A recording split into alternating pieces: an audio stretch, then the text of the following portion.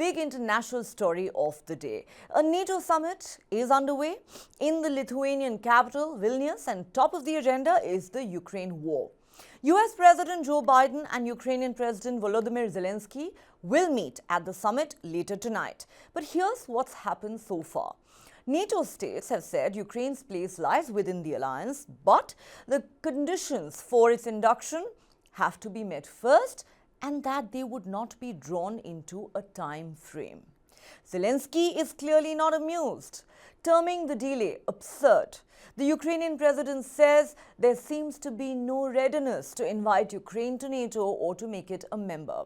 He added, a window of opportunity is being left to use Ukraine's NATO membership as a bargaining chip in negotiations with Russia. Uncertainty is weakness, he says. While Kyiv accepts that it cannot join NATO while it is at war with Russia because it wants a clear signal from NATO members about its future membership, U.S. National Security Advisor Jake Sullivan has said, while U.S. President Joe Biden will be straightforward in his meeting with the Ukrainian president at the NATO summit, he plans to listen carefully to what Zelensky has to say with regard to Kyiv's stalled membership. The U.S. is clear. NATO would be at war with Russia if Ukraine were to join the bloc now. Taking a softer stance later, Zelensky said, I understand why some are afraid of Ukraine joining NATO. It's because nobody is willing to have a world war. But he added that he had three priorities: a new weapons package, an invitation for NATO membership, and security guarantees for Ukraine on the way to NATO. Now, reports suggest President Biden and the G7 leaders are due to make a major announcement on boosting Kyiv's military capabilities. Predictably, Russia has warned against the West ramping up security guarantees to Ukraine. A Kremlin spokesperson said such actions could lead to extremely negative consequences. Ukraine says it is looking to deploy F-16 fighter jets by March 2024, even though no government is committed to providing Ukraine with the US-made aircraft. Interestingly, a picture went viral on the social media today. It shows Ukrainian President Zelensky standing all alone, while other leaders at the NATO summit can be seen animatedly talking to each other. Many have wondered if this picture reflects the real story of war-torn Ukraine. Many have asked, have Ukraine and Zelensky been left alone to fight a devastating, debilitating, and seemingly endless war with Russia? A war that many argue is, in effect, NATO's war against Putin, with Ukraine as collateral damage. We're asking on the show tonight, with no NATO membership in sight and an aggressive Russia pounding it every day, where does Ukraine go from here? And what does all of this mean for the Russia-Ukraine war? Ambassador Suresh Goyal, let me start with you. Earlier at this summit, we saw Zelensky express his utter frustration, calling the delay in Ukraine's induction as a NATO member absurd and unprecedented. And he went on to say that a window of opportunity is being left to use Ukraine's NATO membership as a bargaining chip in negotiations with Russia. Uncertainty is weakness, he says. How would you react to this statement that's been made by Zelensky and the fact that NATO members have made it abundantly clear that as long as this war is on, Ukraine cannot become a member of NATO because it would mean practically NATO being at war with Russia? Neha, you see, the problem appears to be that Zelensky is not, repeat, not a professional politician or a professional even administrator or whatever you want to call it. If he had been in the national politics for some time, he should have understood that there are many delays, many problems for Ukraine to become member of NATO, which were clear even in 2022 when Russia actually objected. And if you recall, they actually sent the forces into Ukraine primarily because Ukraine was insisting on becoming the member of NATO in contradiction with first applying for the membership of the European Union, which could have done easily. And that, I think, should have gone through. And it would have really fulfilled his dream to become part of Europe. The problem also is that Zelensky considers himself Europe. He does not consider himself part of Russia, while Russia, because of the various reasons, they have already clearly said, Putin said in 2003, that Ukraine is not a nation state. Ukraine has always been historically part of Russia. That's what Putin said. I have no personal knowledge, but they consider Europe. And that's the reason that historical defense ties between Ukraine and Russia are something. There were many manufacturing facilities from Russia in Ukraine when they were part of the Soviet Union. And therefore, for Russia, for Ukraine particularly to become member of NATO was suicidal. They would never ever agree to this. And Zelensky should have realized that. And even if his ambition was to become part of Europe, European Union should have been the pathway. Therefore, I think Joe Biden and the other members in NATO, some of them, they realized what Zelensky is. Incidentally, I hope you know that he was actually a stand-up comic before he became the president. So that's right.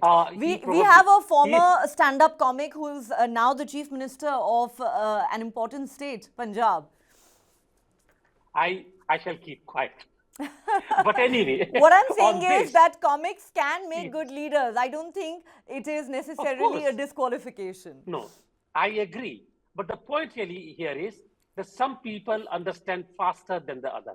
Zelensky has not been able to understand that this is not the world stage. The security and safety of his own people is the first priority.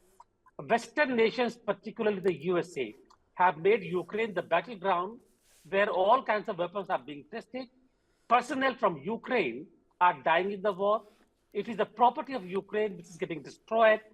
And I think under the circumstances, a bit of understanding and diplomacy, a slightly different approach would have worked better rather than a kind of a confrontational approach that nothing but the NATO membership. That, and we have now seen by saying that, all right, we'll make it a one action process, one step process, so you will save time. But when we invite you, it depends on us. Clearly, there is no agreement on making Ukraine the member of NATO, particularly when Ukraine is already at war with Russia. Why should NATO want to actually invite Russia to a war? That would be harakiri. So anyway, all said and done, the NATO meeting is going to end again with an assurance of supplying all kinds of weapons and allowing the Ukrainian nationals to go and fight in the war. But I don't think that NATO membership is going to come so easily. I think Zelensky should have understood it and changed the approach. Okay. Neha. So you're saying that it is essentially a lack of experience and pragmatism on his part that has resulted in him making these statements, showing so much haste and frustration, but NATO's position is understandable. Let me go across to Major General Sanjay Soy. Sir, do you believe that NATO's position is justified? Because they are very clear that if Ukraine were to be inducted as a NATO member while the war with Russia is on, it would practically mean NATO going to war with Russia.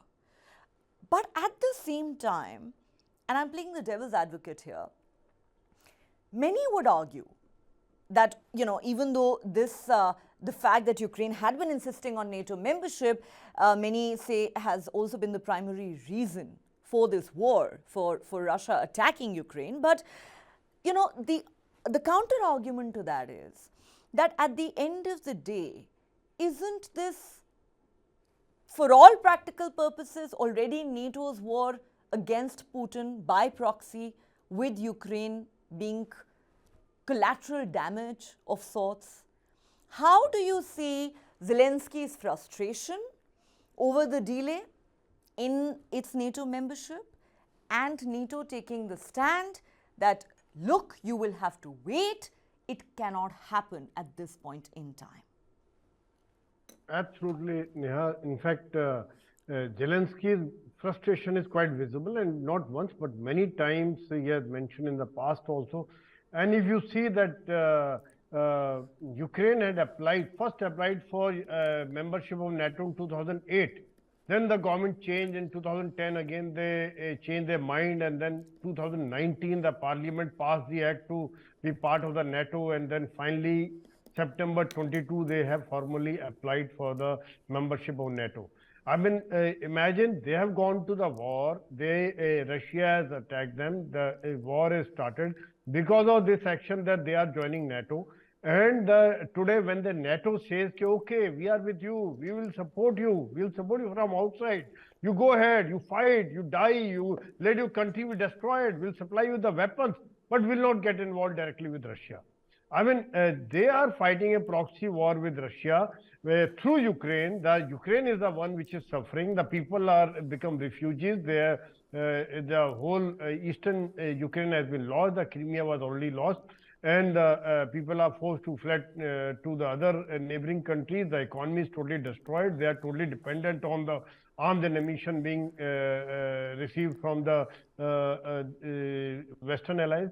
And the counter-offensive going nowhere, because how many people can they produce to fight? I mean, imagine the depth of the Russia, their own weapon industry, the arms industry. They are Atmanirbhar, I would say, in that fate. They have a tremendous manpower. They thought of it. They made a defensive line, and the counter-offensive is going nowhere. And when now the Russia, NATO says there's no timeline for you, you will support you from outside.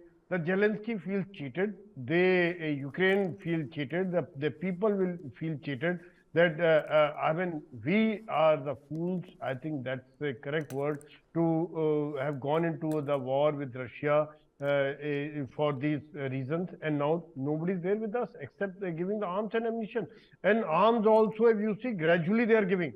They are not giving any offensive weapon because still they are scared that no F-16 so far. Russia. Correct me if I'm wrong, sir. No F-16 so far, something that Zelensky has been asking for a very long time.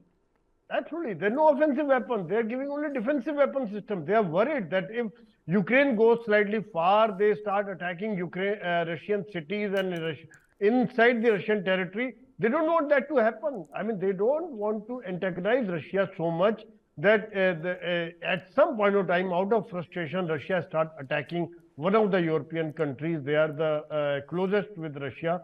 And other thing, I find it very funny. Indirectly, they are funding Russia, and they are in fact supporting Ukraine with arms. They are buying Russian oil, which is keeping the Russian economy going on. Russia has not suffered economically much. And they are producing arms and ammunition, and on the other hand, they are supplying Ukraine with arms. I mean, it's very, very different paradox. I mean, very, very conflicting thing which is happening, and it's everybody seeing their own self-interest, nothing else. The East European countries want Ukraine to join NATO, but US, Germany, and some other countries, they don't want to get into direct conflict with Russia. Though, Neha, I just wanted to say one more thing. Like, with the Russian offensive, probably NATO has got benefited in the sense that now Sweden and Finland, they have left the years of isolation. They wanted to be non-aligned. They didn't want to join any military bloc. They are now joining. Finland is already part of it. Sweden is also just a step ahead from joining NATO. So these are some of the things I thought that which has happened, Neha. Absolutely. And, you know, the question really is, has Ukraine been thrown to the wolves by the West? We've got two very interesting and differing perspectives so far from Ambassador Suresh Goyal and Major General Sanjay Soy. Let me now go across to Major General Sudhakarji. Sir, you know, it's interesting. Major General Sanjay Soy says, it is understandable that Zelensky and Ukraine feel cheated today because, you know, NATO has been promising for the longest time that Ukraine would be inducted as a member.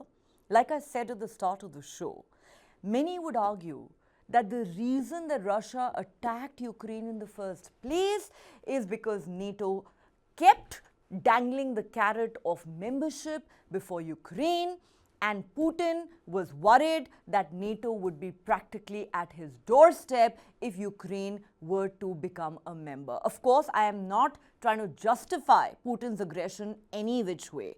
However, the question is, even as NATO says, we are not going to get involved in a war with Russia, even as we continue to support Ukraine in every way that we can. Like I asked earlier, isn't Ukraine already fighting NATO's war with Russia? Has Ukraine been reduced to being cannon fodder or collateral damage of sorts in this war? Neha, good evening. Thank you for getting me to your show. Brilliant question, as always. How do I respond? The canvas is so huge. The quick answer to your question, let me make the beginning of my response by saying the answer to your question is yes.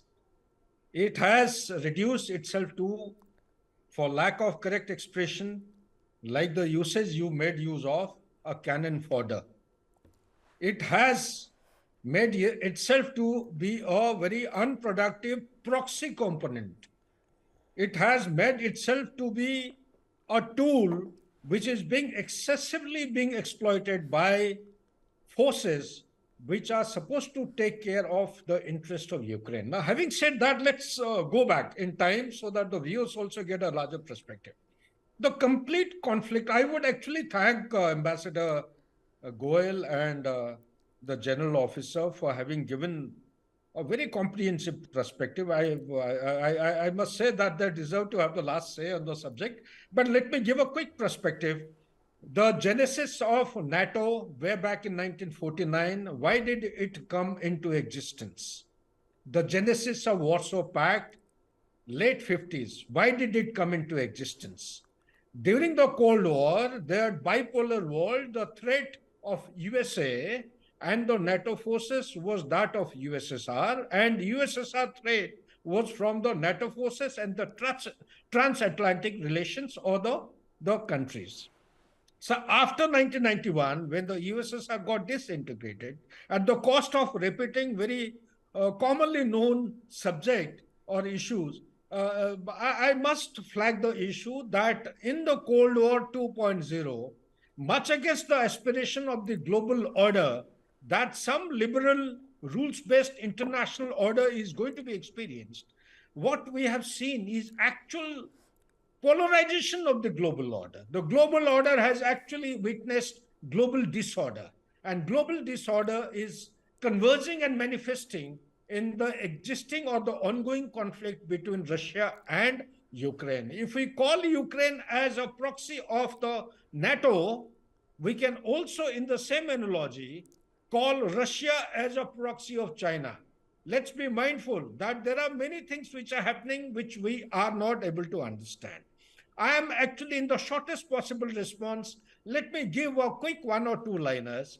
If the Western alliance is serious and sensitive to the global peace and harmony, then the answer would lie in going in for European security architecture along the line of Eastern Europe, which, logically speaking, when the Warsaw Pact dissolved way back in 91-92, there was no logic of the NATO actually existing.